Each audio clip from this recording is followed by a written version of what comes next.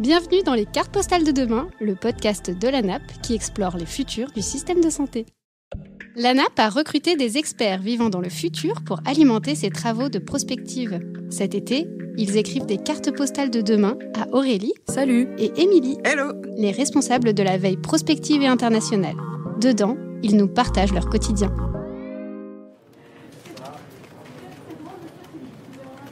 Salut Émilie, ça va ? Mais ouais, ça va et toi ? Moi pas trop, je commence à m'impatienter. Ça fait une semaine qu'on a demandé à un de nos experts de nous envoyer des infos du futur et toujours rien.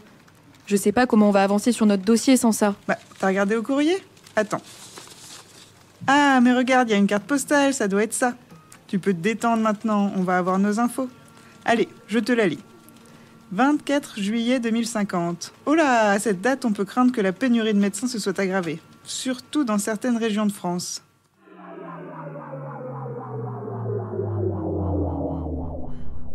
Coucou Aurélie, la prospectiviste de l'ANAP, et Émilie, notre internationaliste.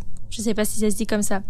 Bon bref, il m'est arrivé un truc de fou hier, il faut que je vous raconte, je suis sûre que vous allez kiffer. Mais d'abord, moi c'est Louise, j'ai 20 ans, j'habite à Aulus-les-Bains et c'est dans les montagnes en Ariège à la frontière espagnole. On est une centaine à vivre ici.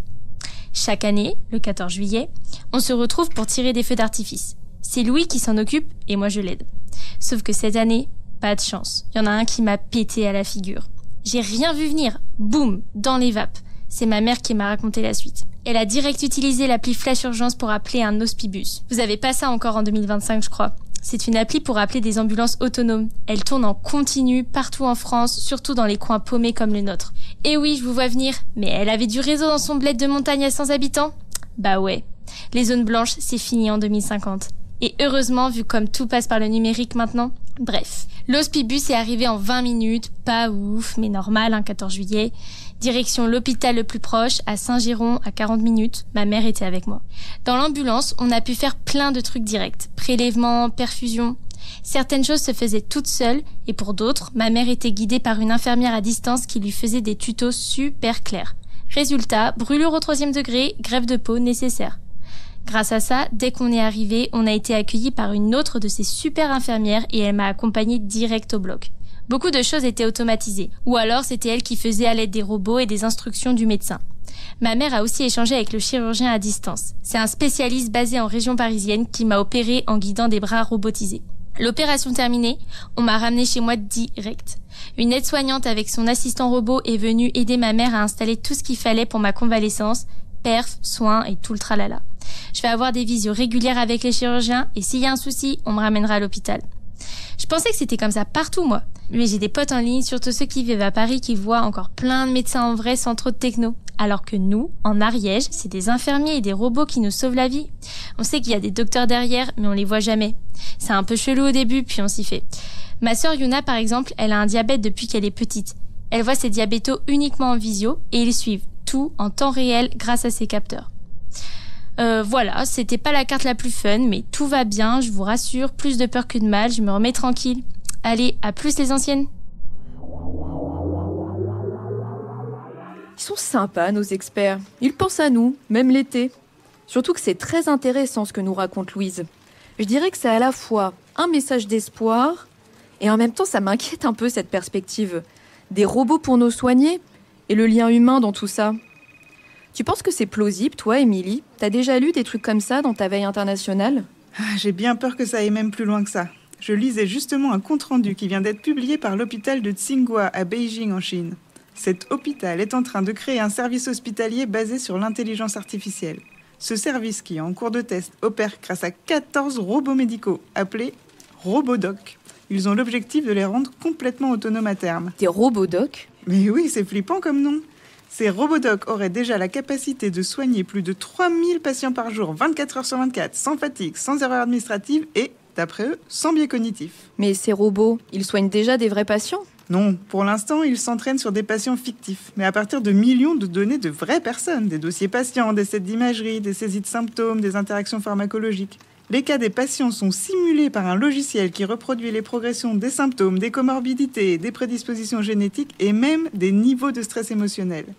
Ces patients digitaux interagissent avec le robodoc vocalement ou par écrit et reçoivent des plans de soins individualisés dans la seconde. Ouais. Mais concrètement, ils font quoi ces robots IA ? Ils peuvent faire des diagnostics de routine, ils peuvent analyser des scanners, des tests sanguins, gérer des pathologies chroniques comme le diabète ou l'hypertension. Ils peuvent même faire des consultations de santé mentale grâce à des algorithmes de reconnaissance des émotions.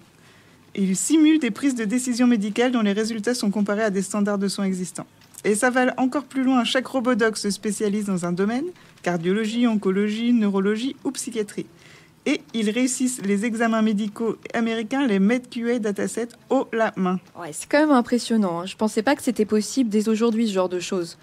Je me demande quand même ce que vont en penser les patients. Ah tiens, justement, voilà Anaëlle, notre nouvelle directrice du pôle des usages du numérique et de l'IA. Tiens, notre team international, qu'est-ce que vous mijotez encore ? Avec du papier, à ce que je vois. On est au taquet, on vient de recevoir une carte postale d'un de nos experts du futur et on se pose des questions sur les usages de l'IA dans les hôpitaux. Ouais, en fait, j'étais en train de me dire que jamais les patients accepteront d'être soignés avec de l'IA. Vraiment ? Pourtant, sur notre observatoire des usages de l'IA, on a de plus en plus de retours sur l'utilisation de l'IA en établissement, que ce soit pour analyser les résultats des patients ou pour confirmer le diagnostic. Vraiment, les exemples, ils explosent partout. Ouais, mais tu vois ce qu'il y a dans notre carte postale. Tu penses que ce serait possible en Europe, toi ? Tu veux dire un hôpital 100% IA ? Franchement, non. L'IA, ce n'est qu'un outil au service des professionnels. Je pense vraiment pas que c'est notre volonté aujourd'hui d'avoir un hôpital 100% IA. Puis de toute façon, c'est pas possible aujourd'hui avec le règlement européen. Tu sais, l'IA Act. Aujourd'hui, dans le domaine de la santé, une IA ne peut pas prendre une décision toute seule. Mais du coup, je me pose la question de la responsabilité. Qui est responsable si l'IA fait une erreur ? Niveau responsabilité, c'est assez simple. Toute IA doit reposer sur le contrôle humain. Donc la responsabilité repose sur l'humain. N'oublie pas que l'IA, c'est l'outil. Même les dispositifs médicaux, c'est la même chose. C'est l'humain qui est responsable. Ouais, mais en fait, avec tout ça, je me dis que c'est quand même compliqué d'utiliser l'IA dans un hôpital, en fait. Mais non, pas du tout. Déjà, l'IA ne sert pas qu'aux patients. Regarde l'IA dans les moteurs de règles aujourd'hui sur les plannings. Et puis l'IA, elle offre de nombreux espoirs sur tout ce qui est diagnostic et sécurisation des process. Globalement, aujourd'hui, l'IA, elle rend déjà service et on est persuadé qu'elle rendra encore plus service demain. Ouais, mais en fait, ce que tu es en train de dire, c'est que l'IA, ça transforme les métiers à l'hôpital. Oui, l'IA ne remplace pas. Par contre, c'est clair qu'elle augmente les professionnels. On dit souvent que le soignant va disparaître pour le soignant augmenter. Mais bon, tu vas dire que je suis peut-être un peu obsessionnelle, mais les patients dans tout ça, ils en font quoi de ces outils ? Les patients, ils sont partagés. Tu sais qu'aujourd'hui, il y en a déjà qui utilisent l'IA, notamment avant leur consultation, pour comprendre l'information, pour comprendre aussi le diagnostic que le médecin leur a posé. Mais d'un autre côté, ils sont un peu inquiets de la sécurité de leurs données, de l'utilisation qu'on va faire de l'IA en établissement. Mais rappelez-vous que l'IA va pouvoir servir notamment à vulgariser le vocabulaire des médecins et également à répondre à des questions. Donc globalement, ils sont partagés, mais plutôt pour. Ah ouais, je vois. Bon, merci Anaëlle, ça nous permet d'y voir un peu plus clair après la carte de Louise. Avec plaisir. N'hésitez pas, je vous laisse avec votre courrier papier. Et puis, il y a plus l'équipe. Salut. Bon, on en apprend tous les jours, hein. On voit que l'usage de l'IA en santé ne fait que progresser. Ouais, c'est clair. Ce qui me fait me dire que la carte de Louise n'est pas si surprenante en soi. C'est à la fois un récit complètement en rupture avec notre situation actuelle, mais en même temps complètement prévisible par plein d'experts en IA comme Anaëlle. Tu sais, ça me fait penser à la Covid. Déjà, en 2008, le National Intelligence Council, tu sais, le centre de réflexion du renseignement américain, avait publié un scénario avec, je cite, « l'apparition d'une nouvelle maladie respiratoire humaine, virulente, extrêmement contagieuse, pour laquelle il n'existe pas de traitement adéquat ». Ça te dirait pas quelque chose ? Pourtant, aucun pays n'était vraiment préparé en 2020. En fait, tu vois, pour moi, la Covid, c'est un bon exemple de scénario de rupture en prospective. On sait tout ce qui va arriver, même les Américains, mais en fait, on ne fait rien pour s'y préparer. Et donc, c'est ça le plus surprenant quand on parle de rupture. C'est qu'on sait que ça va arriver, mais pour autant, on estime que ça vaut pas la peine d'investir dans la préparation de l'opérationnel. Oui, ça c'est le plus compliqué. En tout cas, j'ai hâte qu'on en apprenne plus sur les futurs de la santé grâce à nos experts. Ah, franchement, ouais, moi aussi. Vivement la semaine prochaine, en espérant que les autres experts aient des choses aussi intéressantes à nous dire.